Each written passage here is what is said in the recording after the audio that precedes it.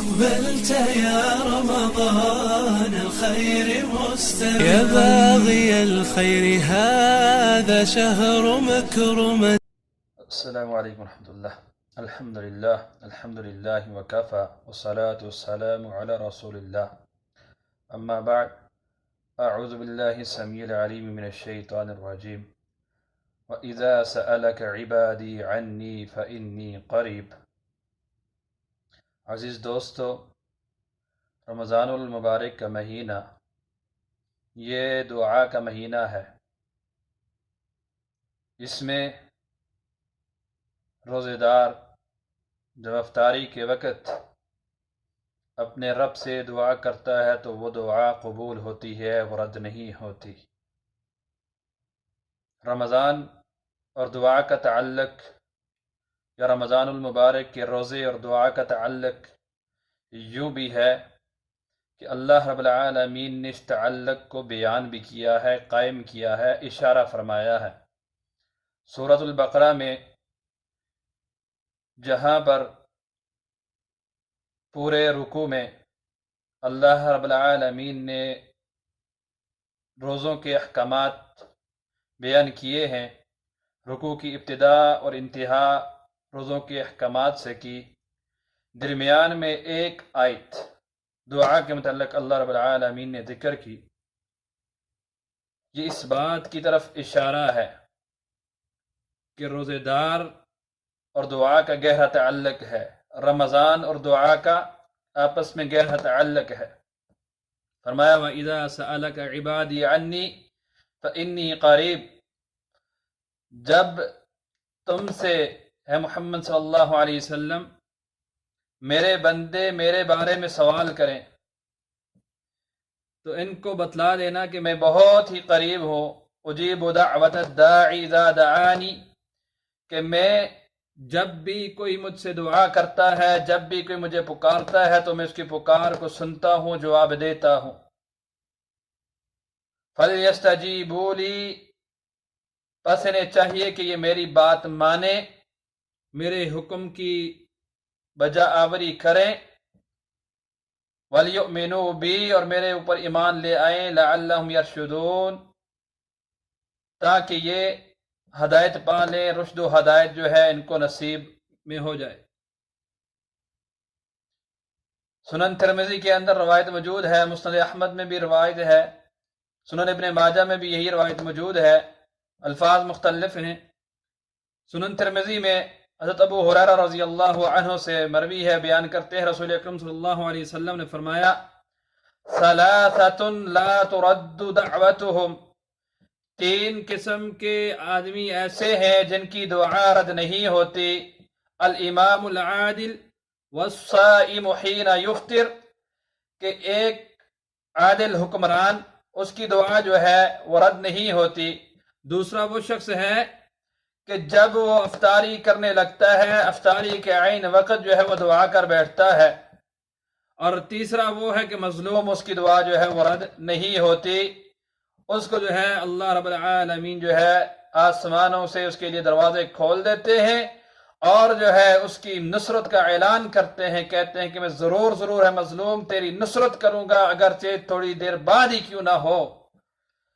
تو اس حدیث میں بھی روزے دار کے متعلق یہ کہا گیا کہ روزے دار کی دعا جو ہے وہ رد نہیں ہوتی. روزے دار جو ہے افطاری کے وقت جو ہے دعا کرتا ہے تو اس کی دعا قبول ہوتی ہے. اور یہ حین سے مطلب کیا ہے کہ روزہ دار جو ہے افطاری کرتے وقت، یعنی افطاری کرنے کے ساتھ ساتھ دعا کرے یا اس سے پہلے کرے. تو مسند احمد کی روایت میں جو ہے الفاظ موجود ہیں حتی یفطر، یہاں تک کہ وہ افطاری کر لیتا ہے، یہاں تک کہ وہ روزہ افطار کر لیتا ہے، اس وقت تک اس کی دعا جو ہے قبول کر لی جاتی ہے، اس کی دعا سن لی جاتی ہے، اس کو دعا کرنی چاہیے. تو میرے مسلمان بھائیو، روزے دارو، آج ذرا ہم اپنا محاسبہ کریں کہ یہ رمضان المبارک کی جو ایام ہیں، یہ رمضان المبارک کی جو سیکنڈ ہیں، یہ ہم سے جو ہے کتنی تیزی کے ساتھ جو ہے گزر رہے ہیں، جا رہے ہیں. آج جو ہے تقریباً 15 روزے جو ہے ہو چکے ہیں، اور جو ہے کئیوں کا جو ہے 14واں روزہ ہے جو پاک و ہند میں ہے.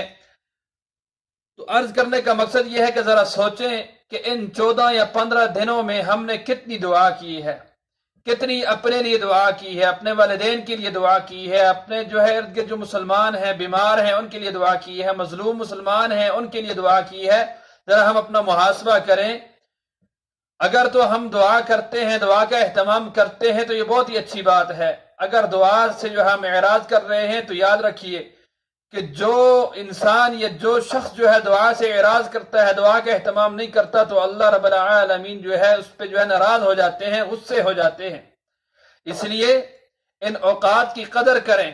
ان اوقات میں خاص طور پر افطاری کے وقت جو ہے میری مائیں اور بہنیں جو ہے اپنا کام کاج جو ہوتا ہے، افطاری کی تیاری جو ہے وہ پہلے کر لیا کریں۔ 10 15 20 منٹ جو ہے اپنی دعا کے لیے چھوڑا کریں۔ اور دیگر جو نوجوان ہیں، کھیل کود سے جو ہے اگر ان کو فرصت مل جائے تو وہ بھی جو ہے اپنے کھیل کود، یہ جو ہے پھر بھی آپ کو جو ہے وقت رمضان کے بعد بھی مل سکتا ہے۔ اس اوقات کو، ان وقتوں کو، دکاندار حضرات ہیں تو اپنی دکان پہلے بند کر لیں۔ دیگر جو بھی کام کاج میں مشغول ہے وہ اپنے کام کاج چھوڑ چھاڑ کر افطاری کے وقت جو ہے، افطاری سے قبل جو ہے 10 15 منٹ جو ہے دعا کے لیے ضرور نکالیں۔ اسی طرح نمازوں میں جو ہے اذان اور اقامت کے درمیان جو ہے دعا رد نہیں ہوتی، تو اس وقت جو ہے یہ رمضان المبارک کے مہینہ جو ہے آپ کے پاس، میرے پاس جو ہے غنیمت کے طور پر ہے، تو اس وقت کو بھی، یعنی جب اذان ہو، اذان سے قبل ہی ہم جو ہے 10 منٹ پہلے جو ہے مسجد میں چلے جائیں، تاکہ جو ہے عین اذان اور اقامت کے وقت تک جو ہے ہمیں دعا کے لیے وقت مل جائے، ہم دعا کر لیں۔ اور اسی طرح رات کا کوئی حصہ جو ہے مخصوص کر لیں۔ آخری رات کو جب اللہ رب العالمین پہلے آسمان پر آ کر کے صدائیں لگاتے ہیں، کوئی ہے دعا کرنے والا، میں اس کی دعا کو قبول کروں، کوئی ہے معافی مانگنے والا، میں اس کو معاف کروں، کوئی ہے رزق کا متلاشی، میں اس کو رزق عطا کروں، تو یارو یہ رمضان المبارک کی راتوں کو تو ویسے بھی ہم جاگتے ہیں، سحری کے وقت تو ہم جاگنا ہی ہوتا ہے، تو تھوڑا پہلے جاگ لیں، نصف رات کو جاگ کر کے نصف رات کا حصہ جو ہے دعا کے لیے مخصوص کر لیں، تاکہ اللہ رب العالمین سے ہم جو ہے کچھ مانگ لیں، اپنے گناہوں کی معافی ہی مانگ لیں، اپنے لیے کچھ مانگ لیں، اپنے مسلمان بھائیوں کے لیے کچھ مانگ لیں۔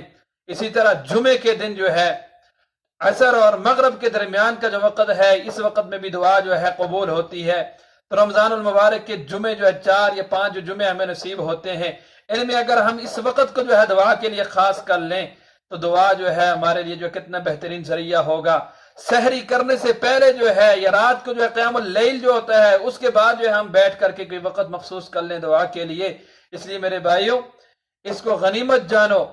تو اللہ رب العالمین نے جو یہ اشارہ دیا ہے رمضان کے احکامات بیان کرتے ہوئے، روزوں کے احکامات بیان کرتے ہوئے، بیچ میں اللہ رب العالمین نے بندوں کے متعلق کہا کہ جب پوچھے میرے متعلق تو ان کو کہہ دینا کہ میں تو وہ ہوں کہ جب بھی تم پکارو گے میں پکار کو سنوں گا۔ تو اس لیے مسلمان بھائیوں، ہمیں چاہیے کہ ہم رمضان المبارک کے ان ایام کو غنیمت جانتے ہوئے زیادہ سے زیادہ اللہ رب العالمین سے دعائیں کریں۔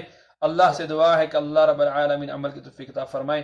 وآخر دعوانا ان الحمد للہ رب العالمین۔